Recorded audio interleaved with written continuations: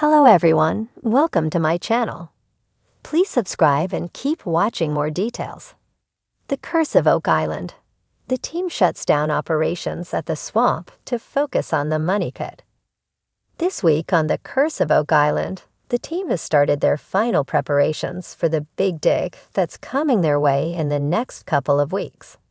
And it's all hands on deck as the guys turn 100% of their focus on the money pit. Oak Island is just 2 weeks away from receiving delivery of at least 4 massive 10 feet wide steel caissons. These gigantic pieces of equipment will be drilled into the ground in the money pit area as part of what might be the most extensive excavation ever conducted on the island.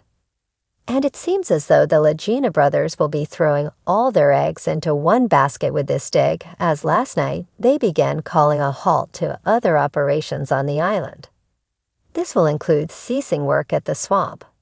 A few weeks ago, a huge digger with an 80-foot reach arrived on the island to much fanfare and great excitement, all in the hope of digging up an ancient ship, which the guys believe lies hidden in the swamp.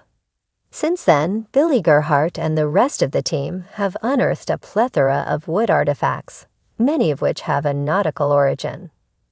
But unfortunately, they've not found the ship. On last night's episode, Marty Lagina, rather dramatically, informed Billy, Gary Drayton, and a few of the others that they were to wrap up things at the swamp. Gary was both shocked and a little frustrated, but Marty explained that they needed the swamp's freshwater. Basically, the big dig at the money pit is going to pull up an awful lot of dirt and debris, which the guys will need to sort through and examine for artifacts. They will feed the debris into a wash plant, where it will be cleaned, making examination easier. Unfortunately, they can only use fresh water for this, so they need to take it from the swamp. And they need to stop digging in the marshy land to allow the water level to rise again. The guys are throwing all they can at this dig, so they'll also need as many guys as possible to help out with sorting the debris at the money pit. So shutting down the swamp is also a way to free up valuable human resources. Viewers can expect this to be a temporary measure. The swamp will return. The guys have been full of praise for the swamp over the last year, because every time they look there, they find something, from mysterious stone roadways to a ship's wharf and a ship's railings. In the meantime, Marty thinks the team has found a flood tunnel at the money pit.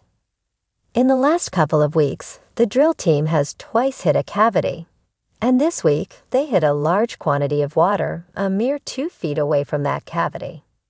Marty reckons that the cavity is unfortunately not an offset chamber as previously suspected, but a little pocket of air in a flood tunnel. The discovery of eelgrass last week bolsters his theory, as it's known that the grass was used alongside coconut fibers to act as a filter on flood tunnels at Smith's Cove. If they have found a flood tunnel, the guys will need to find a way to block it off. Otherwise, all their work for the big dig could be completely ruined.